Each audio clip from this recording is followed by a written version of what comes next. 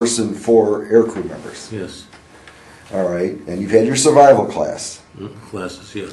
So we're going to pack you up and ship you off to where now? Vance Air Force Base, Enid, Oklahoma. It's a pilot training base. Okay, Vance Air Force Base, Enid, Oklahoma. Yeah. Backwards it spells dine. Yes. They flew you there, I take it? Yeah. Okay. So they flew you to Vance. And so this was another school? No, that was my Permanent? That was my permanent station. Okay, so you're now at Vance and working in the hospital, I presume? It was a dispensary. Dispensary. But yes, I was working there. So what was it? You're living on base. So what would be a typical day? I mean, I'd mop the floors and clean the walls. So all that survival training came in handy. Yeah, it did. Then we had sick call, and at first when we took care of like hangnails and pilonidal cysts and stuff like that, I would really get sick to my stomach and lightheaded when I saw all the blood. Mm-hmm. It's normal. Mm-hmm. But after a while, I'd get so I just as soon cut it off and beat him over the head with a bloody stump. Mm-hmm. It's amazing how Acclimate. you can get yourself so it doesn't bother you anymore. So I guess that's how mass murderers feel too. But After the first 4 or 5. That's so. Well, I guess now, you're strictly working only on flight crew members? Only, or? yeah. Only, okay. I do sick call in the morning and afternoon, emergency, or mop floors or whatever, Mm-hmm. We also had, that's so we had our training with the, to go on, get on the flying status too. Okay, so you're not only at a permanent base, you're actually now getting training to be on flight status. Yeah, to be a rescue medic. Okay, so tell us about that. About that? Yes, that training. What was that like? Well, part of it was go to the base pool, get on the high diving board with a parachute strapped on your back, and they pull the cords, or not the cords, they pull the straps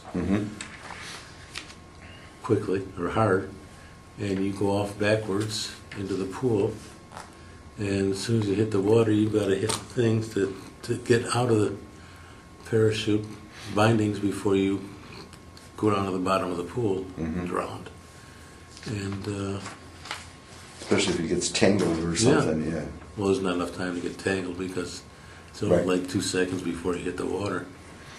But that was part of it, and of course you fly on the chopper, getting flight time, and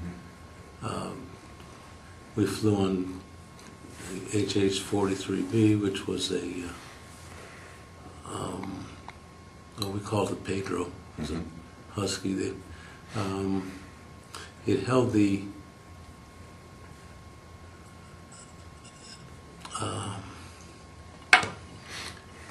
record for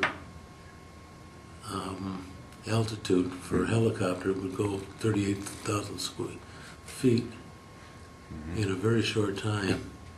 It had the interlaced rotors, and that was for it could blow the flames away from the aircraft so we could egress the pilot. Kind of clear away your own landing zone if you had to. Exactly. Yeah. And so love that chopper. They replaced it with the Jolly Green in '69, I think. So was there any real training? Yes, because I had to learn on the helicopter. Had to learn how to use the cable up and down, and learn how to take the basket up and down and go up and down myself on the cable. And So like when you see these Coast Guard guys lowering the cable to rescue people off of roofs, that's basically you were doing that. yeah, and if you saw the movie Air Force One with the PJs going from their aircraft into the... Right, right. Transferring the people from this 130 over to the... I learned that. Okay. Okay, so it was...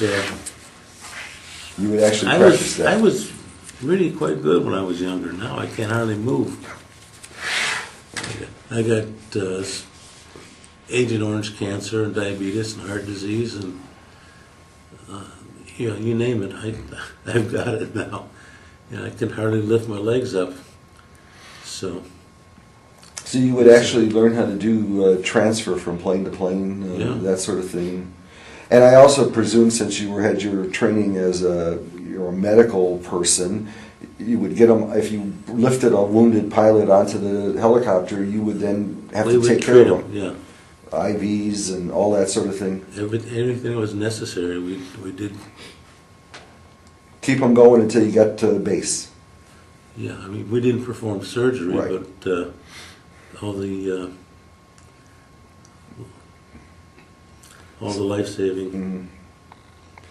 Keep them warm, keep them from bleeding to death, and make sure they're and keep keep them breathing. Yeah. Open an airway if they didn't have one. So you learned all that, putting a trach tube in and all that. So how long was? I mean, so while you were at Vance, part of your duties was to work in the hospital and sick call and all these things, and then afternoons. Well, we also have to give Class 1 flying physicals to the new student pilots. Oh, okay. Because the pilot training took about 8 months, and that was their advance. We had new batch, and a new batch, and always rotating. So the first thing we did was we met them, and we took their footprints.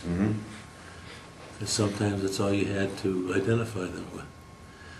And we did the EKGs, and we did their tonometries on them. We had check the pressure of their eyes, make sure they didn't have glaucoma. So, and we didn't have puffs 40 years ago.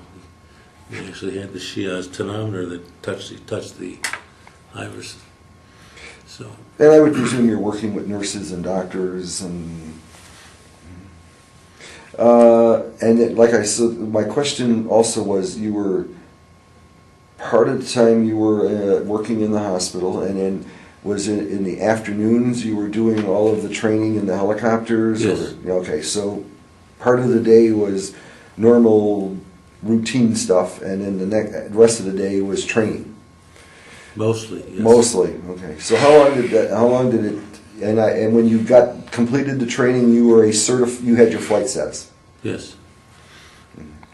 Well, was this 6 months or 3 months? You remember how long that took to get your flight status? It took a couple of years. Oh, it was 2 years.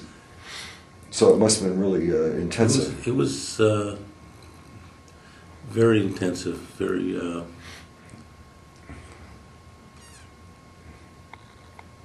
very long, that's for sure. I don't know of many schools that were 2 years long. Well, this was... This was one of them. It didn't leave much room for error. So you had to be able to do it either, with your eyes closed, or with, without even thinking about it. It had to become a habit. And weapons training, I presume. Not really. No, okay. We had a door gunner for that. We were the corpsmen, we were the medics, we were the PJs. So just, Yeah. So during this time, I take it you were able to take some leave, come back home again. And, I even got married. Huh? We're all silly at one point in our lives or another. I know. So you came on leave and got married in Detroit here, I presume? Yeah. And did your new wife... Brought her back. Brought her back to Enid, Oklahoma. Mm-hmm. That must have been an adjustment for her.